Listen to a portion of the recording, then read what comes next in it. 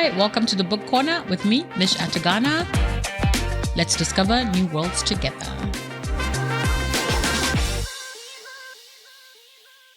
Hello, welcome back to the Book Corner with Mish Atagana, the podcast where we explore books that captivate, inspire, enthrall us, and transport us to new worlds. I'm your host, Mish. So today we're going to talk about Yumi and the Nightmare Painter. This is a book by Brandon Sanderson. If you have listened to this podcast or watched this podcast in the last season, you know I was obsessed with Tress of the Emerald Sea. And if you follow me on any social media, you know that I'm becoming deep into the Cosmere. So Brandon Sanderson, who is the author of the Cosmere, where there are 30 plus books, also wrote these other books that they're part of the Cosmere, but they're not series, they're standalone books that I think he called them the secret projects. Tress of the Emerald Sea was one of them. The Wizarding the handbook to Wizarding Handbook to Medieval England is another one of them, and this book is also one of them. Yumi and the Nightmare Painter. So yeah, I feel like you guys are gonna enjoy this episode because I just loved reading this book. So when I was making my notes about this episode, this is how I described it. I said, if you're familiar with Sanderson's work, you know he's a master of world building and intricate magic system, and this book is no exception. Set in a world where dreams and art are literal forces shaping reality, Yumi and the Nightmare Painter is an imaginative and deeply emotional tale about identity, duty, and the power of creation. I want to set that scene because it's really important for us to set that scene. Because when I first picked up the book, because I've read, this is my third, this is my third of the secret projects for Brandon Sanderson. I finished the Mistborn series finally. That was like a weight on me. Like they're so good, but they're so thick. And I was reading them while I was reading other things. So I finished the Mistborn trilogy, which if you want to get into the Cosmere, I think that's the first thing you should read. But I'm just saying, for me, it felt like a good intro to the Cosmere. And then I read Tress of the Emerald Sea, which was a far less high stakes, a far less like brutal story. And then I read the handbook, the Wizarding Handbook to Guide to Medieval England. And then this now I read Yumi and the Nightmare Painter. So I'm kind of like, I feel like I'm not just dipping my toes into the Cosmere anymore. I am in the Cosmere. I'm gonna read Oathbringer and those books. They are super thick. I think I'm gonna get into audiobooks just to kind of get through all those books because they're very, very thick. So anyway, so when I picked this book, I was expecting just like any Sanderson book, a unique magic system, fascinating magic system. I was gonna get some great world building because he's a master of world building. I don't think I'm ever gonna read a Brandon Sanderson book where the world building isn't good. But what truly captivated me was just the depth of the characters. And I know that, Sanderson's characters are always interesting. They're deeply complicated. I saw it in Mistborn. I saw it in Tress. But sometimes they're just like quirky and funny. Like in Tress's case, they're quirky and funny. And also the Wizarding Handbook, they're quirky and funny. But here I met characters with such depth and they had a lot of heart, and that really had me. And they felt so much more than the stories they were telling or the stories we were hearing about them. Again, the narrator of this book is also the same narrator that narrated Tress of the Emerald Sea. So our unhinged mister is back in action. This time, he's not like some sort of random transformed creature like he was in Tress. In this book, he's like a coat hanger. He literally is like a weird, someone's turned him into a weird statue situation. So he's like, the people are hanging coats. So he's telling us a tale based on how he observed it from this coat hangery thing he's on, right? So at its core, Yumi and the Nightmare Painter is about two individuals from vastly different lives who become entangled in each other's reality. So they live on what we assume are two different worlds or two different planets. As you know, Sanderson's Cosmere is different planets, different stories. So the place that Yumi and the Nightmare Painter takes place is different from where Tress and the Emerald Sea takes place. Is different from where the Mistborn stories take place. So different planets. But our narrator, who happens to be the same guy who kind of took us through Tress's story, is also like a interdimensional world traveler, constantly hopping from planet to planet. So Yumi is like the spirits, what they call a spirit summoner. She's rigid, tradition bound. She is very big on like she's super revered in her society. Everything is very strict that she does. So she has all these handlers and they're super strict around her. She has to do things a certain way. There's rituals in the way she does things. There's tradition in the way she does things.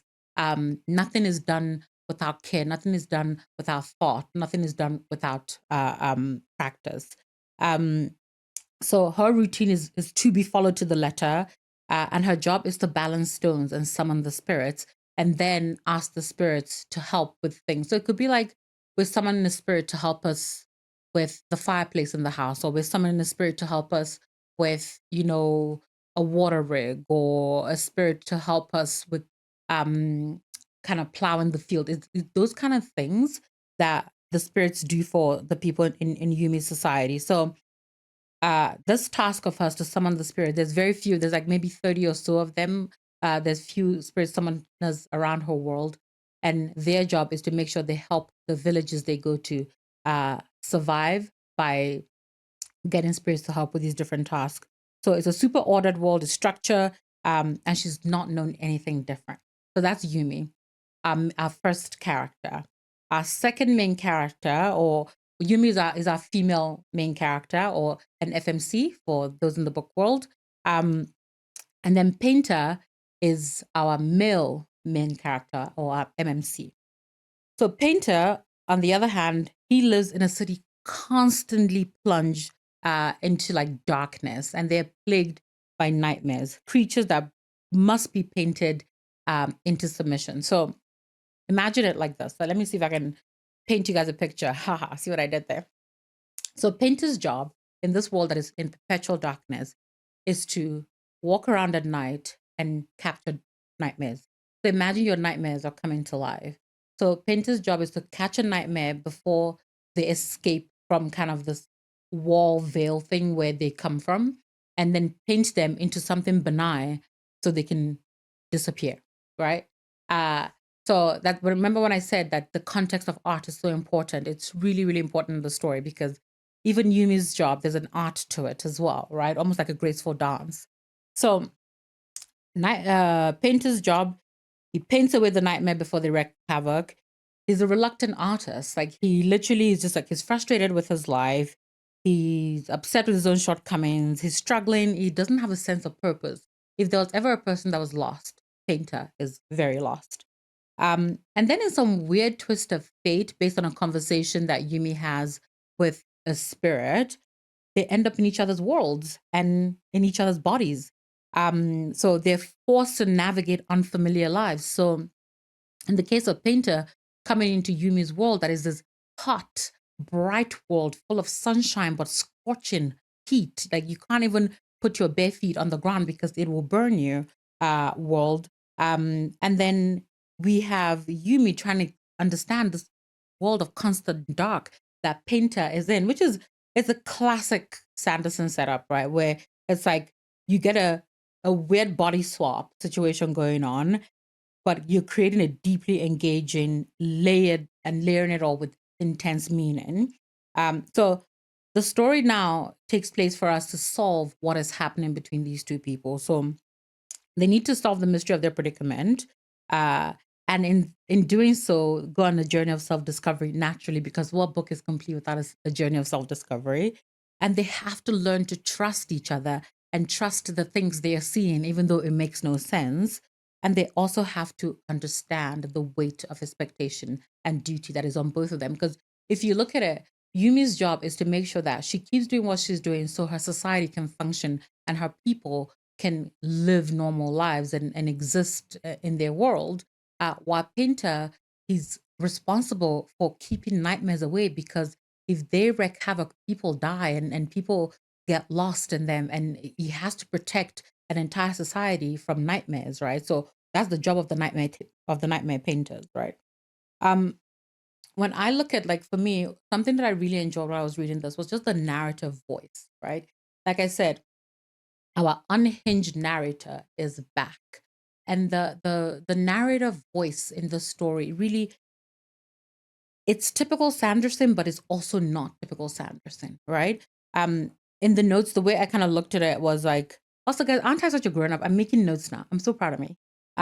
Like, I talk about how Sanderson's prose is as fluid and accessible as ever, making the story easy to fall into despite the complex world building. And the world here is so complicated. The narrative alternates between Yumi and Painter's perspectives, creating a dynamic interplay that gives us like a vastly different reality. So when we look at the story, for instance, from Yumi's point of view, and the way her world is structured, it's like everything is so reverent and so rigid, right? Where you're sitting in Painter's world and his point of view, and everything is so chaotic. So imagine them bringing those two things to their different worlds. So it's like in Painter's chaotic, dark, freeform world, we see the experiences that, like, it's in each other's shoes. So Yumi is experiencing a chaos world and trying to make sense and order of a chaos world, and bring order into a chaos world, where Painter is in this strict, traditional, ordered world of Yumi, and she is like, and Painter is like literally navigating in chaos. Like, there are parts where it just feels so clumsy. Like, he feels so clumsy, like he's stumbling through this world. And I just love the way, Sanderson uses that contrast when like writing them out. Um, the dialogue is so sharp. It's so sharp. But then again, I keep saying the narrator, it's unhinged. And I cannot wait. I hope there's more stuff that I'm going to read that has the same narrator, because this guy is literally, I have never read a narrator that he's a third party observer, but his depth and his ad libs of what is happening is, it makes the story so much better for it. So it's super sharp, especially in Painter's section, because Painter is sarcastic. His internal monologues are so chaotic. There's darkness in them, but there's levity that he brings with this humor. His chemistry with Yumi is beautiful. It's such a compelling dynamic. I love that ability that Sanderson uses to mix like profound moments with like lightheartedness, and not just humor, but it just bringing making a dark moment not feel heavy, right? I really really love that. It's one of the I think the greatest strength of his writing, in my opinion. Like, I just think that if I just take a moment to just think about back to also moments in Tress of the Emerald Sea, where there was so many weighted moments that the reader kind of could feel that levity being brought to it through like some sort of lightheartedness, or the narrator's unhingedness kind of making you feel a little less steeped into like this darkness of the moment. Um, I always like to talk about the world building in all the books I read. So, but I feel like I've already gone on and on about the world building here. But I do like how Yumi's world feels almost mythic. There's a sense of, I kept imagining it as like this ancient place. Like, it's just this whole idea, like, because Yumi's job is to balance these stones, right? So she has to balance them in such an artful way for a spirit to appear. If they're not balanced in an artful way, spirits are not coming, right? So it's like, it's strict. It has traditions. There's beauty in its order, but also there's like sadness that you could feel everybody's restrained. No one is truly happy, especially Yumi, least of all Yumi. There's so much sadness in how little control Yumi has. Um, like, her own life is not her own. It belongs to the people. And the way that it's described in the story, like, it makes you feel like the heat of the sun, like the ritualistic precision of her work, and the immense pressure placed upon her shoulder. They feel stifling. They feel like you're gonna burn up from all the weight of the responsibility that Yumi's dealing with. And then you look at Painter's world in contrast, where there's this dark and misty and is filled with ever present nightmares, literal nightmares. The city's got like this neon aesthetic. With It's like it feels like you're in a cyberpunk movie when I think about Painter's World, which is such an interesting twist that Brandon Sanderson used there. Like it just creates this airy, dreamlike um, quality to Painter's World, and the idea of painting away nightmares. Like I got to go back to this, guys. Like painting away a nightmare for me, it's like you know how there's a documentary. I want to say it's Cameroonian or Liberian. It's definitely somewhere like in like francophone Africa. There's this documentary that was made. It's called "Pray the Devil Back to Hell," and this idea of giving something, taking power from something by actioning it back somewhere. So it's like you're painting away your nightmares. I really love the visual of that. And I remember in one of the first scenes in the book when Painter is painting a nightmare away. And just that act of like, I see the nightmare, I see what it's trying to become. So I will paint it as something that it's less harmful and that will send it back where from whence it came. I really, really like I really love that way of thinking. So like this idea of painting away nightmares, it's visually stunning and it's also metaphorically so rich. And I feel like, how do you battle? How do you, if I were to go to battle with my demons through art, will I win? I mean, I'm so shitty at like drawing. I can't even draw a stick figure properly. I could probably use words to like banish my demons, but just like taking your art form, whatever it is, to use that to banish your demon. I really, really love that. In the way these worlds are created. And like also the way the worlds intertwine, it's incredibly breathtaking.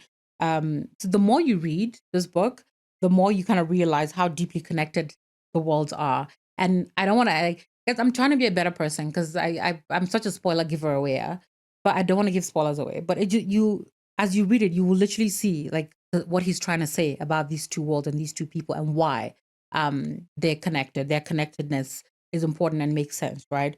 Um, and also like the mysteries are slowly unraveled.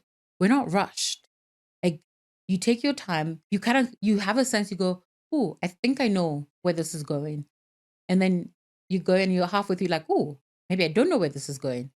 And then you go back and you're like, wait a second, I think I know where this is going. And then it's and then slowly you chip away and you go, oh, this is where we're going. Okay, this makes sense. Let's keep going. That's really how it feels as you discover the mysteries. It's like it's very how will I can't, yes, it's masterful, but you know, Sanders is a masterful writer, but I feel like it's very Sandersonian. Like it's him. It makes sense that he would write that way. It makes sense that he would do that. Which is really great. Um, my feelings about this book. I have a lot of feelings about this book. I think when I finished reading, when I went on like IG to do my little review, it took me so much time to like write those little 100 characters or little 100 words because I kept changing. Like I was just like, there's not enough space on Instagram to describe what this book is making me feel. So because I felt so much, right? Yumi's struggle with expectation is something that resonated deeply with me. Like this idea of duty and self worth, it really, really resonated deeply with me. Also, being told that her entire life she existed for one purpose. It's something that I couldn't reconcile. I didn't like what feelings that stirred up in me. But I also love seeing how she started to slowly question and challenge that, which absolutely made sense that she would do that. And it's so empowering, but also heartbreaking the more she learns about just how little control she has of herself. Um, while meanwhile, Painter's journey, like it hits a little different because in this case, it's just there's a lot of self-doubt.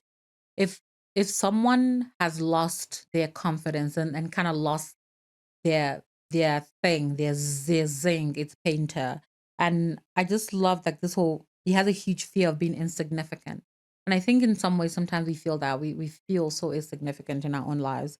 And and he also goes through a moment of slow realization that he can be so much more than he believes and so much more than he is. So that was also like a nice, I think they both help each other discover that, where Painter allows Yumi to see that she doesn't have to live by the restrictions of the life she has. She can question the rules. She can question who she is, and she can want more, and she can break the rules if she want to.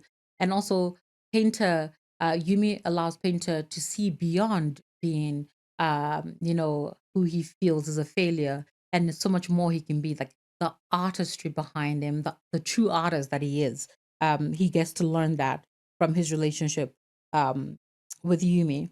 Um, so if I look at beyond their individual arcs, like the growing bond makes the story really special. Like the secondary characters are also fascinating. Just the way they because we experience like Yumi experiences her kind of handlers and the people who arrange her life for the things she does through Painter because Painter is in her body. And Painter experiences his would be friends, his neighbors, through Yumi's interaction with them and how they are to her. Because interestingly enough, in Yumi's world, Painter takes on Yumi's appearance. So people look at Painter and they think he is Yumi. Whereas in Painter's world, Yumi appears as Yumi and Painter is like a ghost figure. So no one can see him. He's invisible to everybody else, except obviously to our narrator, who's a world traveling, planet jumping person who speaks in math sometimes. And this interesting restaurateur who also exists in mathematics and all this amazing sciencey stuff. Um, but I love like the way they both learn about the people in their lives and those perceptions through each other's point of views. Um, I also like that they challenge each other. So they learn from each other, they challenge each other, and they keep each other almost like grounded and help each other grow. It's really beautiful. The romance is very slow burn. There is romance here. It's super slow burn, but it is worth it. It is the perfect pace for this kind of story. Um, and there's also something super profoundly beautiful or just relatable about the idea of art. Remember, I was saying like, you know, I love that notion. I always like that title of that documentary that was like "Pray the Devil Back to Hell." But I also love this notion of like, I'm going to paint away my nightmares. So I really like that. So like painting away the nightmares or even arranging the stones. So I talked about how Yumi's arrangement of the stones is like this beautiful kind of artwork. She has to. The way when they describe Yumi arranging the stone, it feels like a dance. Like like she gets physically exhausted from the way she does. She puts the stone and balances them. And it feels like she's a dancer, a graceful dancer, calling forth the spirit through this motion. So that I thought that's like absolutely beautiful. And also just these things, this art forms, they have the power to shape the world, and they shaped these two worlds, so in a literal and a metaphorical way. So it's not just about magic though, because even the magic here is it's an innate sense of being than it is something like unique and mystical. uh it's about creation and the impact of imagination and expression. Like I want us to just pause there because I know that, you know, if you've read this book, you're probably like, oh, what a fun, beautiful book. But there is so much in this book that really looks at the very nature or the very essence of expression and imagination. And because if I look at Painter, Painter's imagination is what will bind those nightmares. It's what drives the nightmares away. So without an imagination that's able to hold the magic to paint the nightmares away, a nightmare painter cannot paint, right? And without the graceful expression of Yuma's balancing of stones, the spirit cannot be called forward. So it's very like the idea of expression and imagination for me here is really, really important.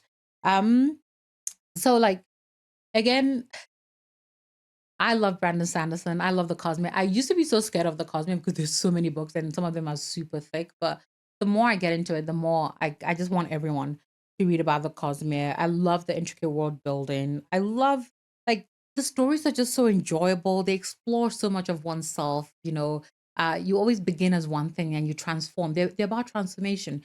You transform into something else. So like for me, the introspection of the way the story is written is nothing short of powerful. So If you have read Yumi and the Nightmare Painter by Brandon Sanderson, or anything else in the Cosmere that you just think is super interesting and I have to read because I love Yumi, please, please, please let me know. You can find me as always on IG as Globemish or on TikTok as Books and Sneakers. And I hope you come back for the next episode of this podcast. So until then, keep reading, keep exploring, and keep imagining. And we out.